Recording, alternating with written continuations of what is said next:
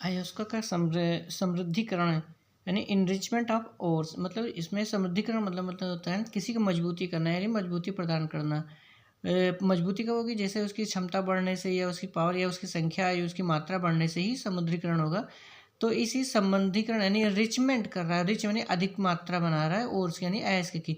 तो अयस्कों का समृद्धिकरण करने का मतलब ये होता है कि उनमें इनकी मात्रा को बढ़ाना यानी अशुद्धियों को दूर करना। मतलब पृथ्वी से जो निकलते हैं अयस्क हमारी, इसमें मिट्टी जो होती है यानी जो हमें निकलेगी, इसमें अयस्क में मिट्टी होती है यानी खनिज होती है, उसी में से अयस्क मिलता है। मिट्टी होगा, रेत होगा या विभिन्न प्रकार की कुछ अशुद्धियाँ पाई जाती है। इन्हीं अशुद्धियों को, जो ये अशुद्धियाँ पाई जाती हैं, इन्हीं को गैंग कहा जाता है। यानी जो गैंग या इसमें ये गैंग कहलाती हैं। या आघात्री होती है यानी आघात यानी खराब चीज़ें, जो इसे कह सकते हैं आघात्री होती है। धातुओं के निष्कर्षण से पूर्व अयस्क में इन अशुद्धियों को जो हटाना जरूरी होता है। जाहिर सी बात है, अगर ये अशुद्धियाँ रहेंगी तो उसमें हमारी मात्रा जो होगी सही नहीं होगी। तो इन अशुद्धियों को जो हटाया जाता है, इसी हटाने की मतलब इसको हटाना अति आवश्यक होता है, क्योंकि जो गैंग होगा, अगर गैंग मिला रहेगा तो हमारी चीज़ें अशुद्धियाँ रहेंगी, क्योंकि इसका क्वालिटीज अलग होती है। यानी जो इनकी प्रॉपर्टीज़ होगी और मेटल जो या अयस्क जो होंगे, जो धातु होगा उसकी अलग होगी, तो दोनों मिक्स करके उसमें जो क्वालिटी बनेगी उसमें चेंज होगा। तो वो क्वालिटी नहीं आ पाएगी, यानी कि वो गुणवत्ता जो होनी चाहिए वो चीज़ हमको नहीं मिलेगी। तो इन अशुद्धियों को हटाना जरूरी होता है। तो अशुद्धियों को हटाने के पश्चात अयस्क में धातु की मात्रा बढ़ जाएगी। मैंने उसमें धातु की मात्रा बढ़ जाएगी। इनसे ही अयस्क का समृद्धिकरण कहते हैं। इसी को जो अयस्क का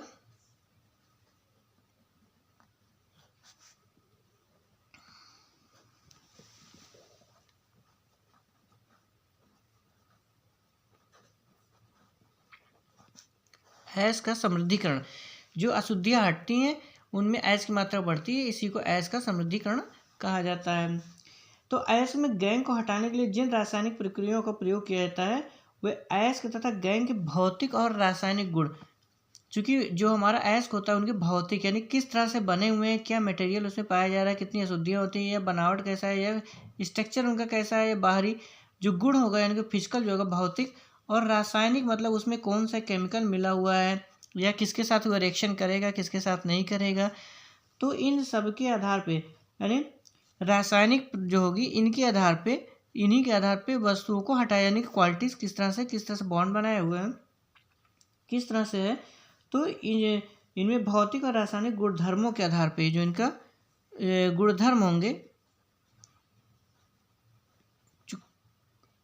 गुणधर्मों के आधार पे ही इन पे हम इनको हटाने की प्रक्रिया स्टार्ट करते हैं। तो इस प्रकरण में कुछ तकनीक अपनाई जाती है जिनके आधार पर ये बताया गया। जैसे ये हमारा इसमें सबसे पहले इसमें देखिए द्रव चालित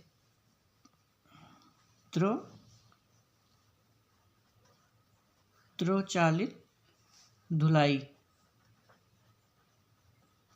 द्रव मतलब लिक्विड जो होगा, इसमें जैसे जल हो गया ज़्यादातर मान लिया जाएगा, इसी के माध्यम से जो है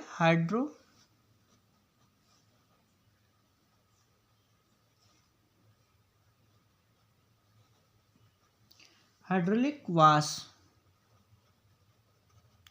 इसके माध्यम से, यानी इस विधि में ये जो होता है ऑक्साइड अयस्कों की समृद्धि के लिए किया जाता है। यानी जिसमें ऑक्साइड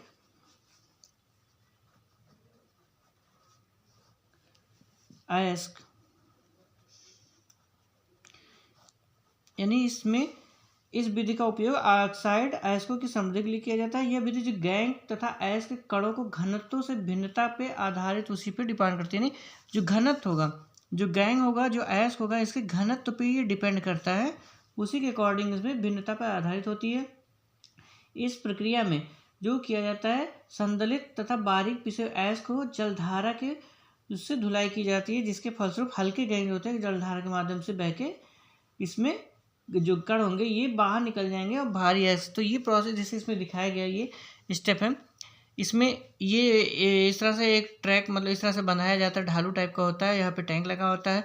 तो इसमें जो होते हैं कुछ अयस्क जो होते हैं, इसमें एक नल प्रेशर के साथ जल जो होती है टोटी मतलब कह सकते हैं नल पाइप लगी होती है जिसमें पानी का मात्रा प्रेशर निकलता है, इसमें हम अयस्क को रख देते हैं। तो यहाँ बीच बीच में हमारे ब्लॉक बने होते हैं, इसमें ब्लॉक टाइप के होते हैं, ये इस तरह से ब्लॉक बने होते हैं इस पर ट्रैक पे।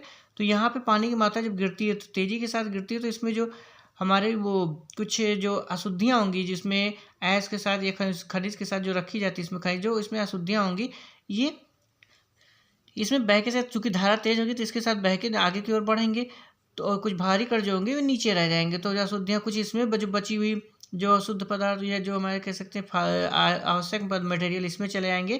तो यहाँ पे ब्लॉक बनाया है तो इसमें तेज धारा के साथ बहेंगे, तो जो शुद्ध अशुद्धियाँ होंगी हल्की होती हैं, ये ऊपर की ओर जल के साथ बाहर रह के इसमें निकल जाएंगी या इस तरह से इसमें आगे बढ़ जाएंगे। तो इन ब्लॉकों में हमारे जो होंगे शुद्ध मटेरियल जो होगा, भारी तत्व जो होंगे वो बैठ जाएंगे, और जो अशुद्धियाँ होंगी आके इसमें टैंक में इकट्ठी हो जाएंगी, जिसे गैंग कहा जाता है, इसमें अंदर मिल जाएंगे। तो इन अशुद्धियों को ही जल के माध्यम से हम इसको बाहर निकालते हैं, इनको दूर किया जाता है। तो ये जल मतलब होता है, इसी को द्रव चालित धुलाई कहा जाता है, यानी कि इसमें जो होगी जो गैंग होगी यानी गंदगी जो होगी, अशुद्धियाँ जो होंगी, ये सारी बाहर इस रूप में निकल जाएंगी। जो हमारे बड़े कण पार्टिकल जो होंगे, जो धातु की जिसमें निष्कर्षण होना है, ये इनमें ब्लॉकों में हमारे रुक जाएंगे, जिनको निकाल के इनमें शुद्धकरण किया जाएगा। तो ये हमारा जो होता है द्रव चालित धुलाई के माध्यम से होता है। तो नेक्स्ट है इसमें फेन प्लवन।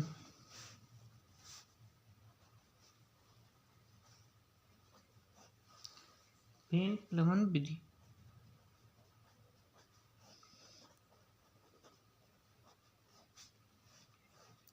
फेन प्लवन विधि या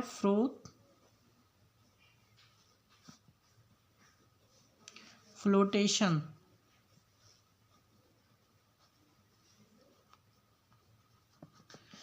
फोर्थ फ्लोटेशन प्रोसेस होगा ये। तो इसमें जो होगा,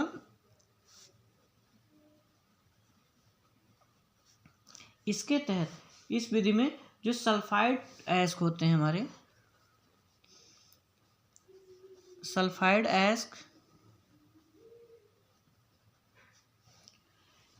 इनको जो होते हैं सल्फाइड अयस्कों को, जैसे इसमें कह सकते हैं कॉपर, जिंक, लेड, ये सारी जो होती हैं इनके गैंग से, इनको मतलब को गैंग से पृथक करते हैं। इसमें सल्फाइड अयस्क को जो होते हैं गैंग से पृथक करने के लिए प्रयोग किया जाता है। इस प्रक्रिया में बारीक पिसे हुए अयस्क को एक बड़े टैंक में उसमें व्यवस्थित किया जाता है, बड़ा टैंक लिया जाता है, उसमें व्यवस्थित किया जाता है और उसमें कर्दम बना लेते हैं, यानी कि जल के साथ मिला के जो अयस्क होंगे उनके अयस्क को बड़े बारीक जो अयस्क मतलब हमको मिले खनिज, उनको अयस्क जिसमें मात्रा ज़्यादा होती है उनको हम बारीक उसको क्रश कर दिया जाता है, बारीक पिस जाते हैं, तो उनको पानी के साथ मिला के मिक्स कर देते हैं, जिसे क्या करते हैं कर्दम कहा जाता है।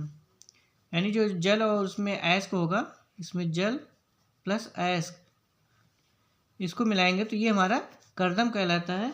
इसी कर्दम को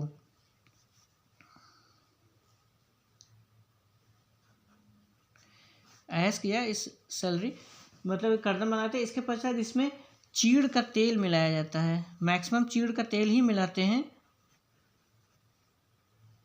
पाइन ऑयल, चीड़ का तेल या यूकेलिप्टस का तेल जो होता है इसमें भी मिला सकते हैं।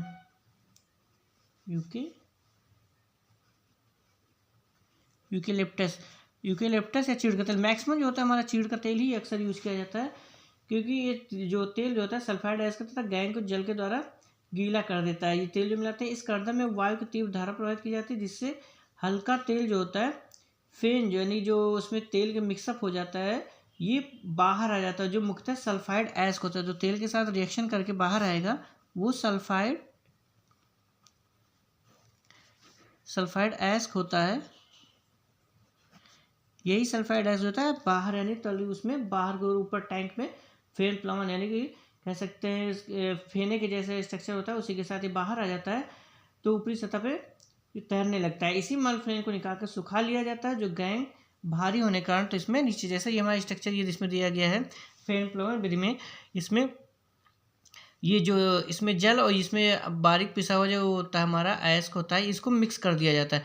मिक्स करने के बाद इसमें चीड़ का तेल मिला दिया जाता है, चीड़ का तेल मिक्सअप कर दिया जाता है, चीड़ का तेल में मिलाया जाता है, तो ये क्या होते हैं इसमें मिक्स, जो कि पानी में घुलता नहीं है, तो इसमें जो होती है प्रेशर, वायु की बहुत तीव्र प्रेशर इसमें जो होती है, हवा फूकी जाती है, इसमें हवा भेजी जाती है। तो इसमें क्या होगा, चेड़ और तेल पानी मिलेगा तो मिक्सअप होगा, तो इसमें फेना जैसा बनेगा। तो ये फेना बनता है, इसीलिए इसको फेन प्लवन विधि कहा जाता है।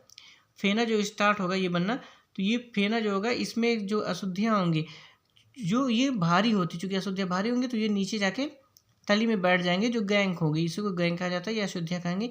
और ये जो मिक्सअप होगा, इसमें पानी बीच में अलग रहेगा, तो धारा, तो जो हल्का होगा, जो इसमें ऐश होगा, हल्का होगा, बारीक पिसा हो चुकी हो, तो वो क्या करेगा, तेल के साथ रिएक्शन करके या तेल से मिक्सअप होकर फेने जैसा स्ट्रक्चर बना लेगा, और ये ऊपर की ओर इकट्ठा हो जाएगा, जिनको हम बाहर निकाल लेंगे और इनको हम फिर सुखा लेते हैं। सुखाने के बाद इन्हीं से हम धातु का निष्कर्षण करते हैं। तो ये दो विधियाँ इसमें दी गई हैं, यानी कि इस तरह से। तो इसमें द्रव चलित धुलाई जो होती है, मेन इसमें द्रव चलित धुलाई यानी कि पानी के माध्यम में हाइड्रोलिक वाश किया जाता है। पानी आयस का जो होती है, इसमें अशुद्धियाँ, इसमें जो होता है अशुद्धियाँ बाहर होती हैं, जो हल्की होती हैं बह के उसमें निकल जाती हैं, जबकि इसमें बड़े पदार्थ जो होते हैं, यानी कि जो मेन आयस जिससे निकलना होता है वो नीचे बैठ जाता है। और इसमें फेन प्लवन विधि में जो होती है, जो इसमें जस्ट स्टार्ट होता है, तो इसमें फेने के रूप में ये बाहर आ जाता है, यानी कि हल्की जो होती हैं ये बाहर निकल जाता है, जिनसे हमको निकाल, इसमें अशुद्धियाँ नीचे बैठती हैं गैंग के रूप में, जो बाहर निकाल के उसको फेंक देते हैं। और जो इसमें फेना के साथ जो हमारी ऐश होते हैं, इनको निकाल के सुखा लिया जाता है, जिनसे हम धातु का निष्कर्षण करते हैं। तो ये दो तरीके इसमें होते हैं, यानी द्रव चलित होती है, फेन प्लवन। नेक्स्ट हम इसमें है, तो ये गैंग जो कि इसको निकालना होता है। नेक्स्ट इसमें पाया जाता है तीसरा, विद्युत चुम्बकीय पृथक्करण और रासायनिक पृथक्करण। ये दो विधियाँ और हैं, तो जिसमें हम नेक्स्ट इसमें टॉपिक में अपना अध्ययन करेंगे अगले में। तो ये दो तरीके इसमें बताएंगे। नेक्स्ट टॉपिक में हमारा दो और इसमें चुंबकीय और रासायनिक पृथक्करण विधि इसमें होगा।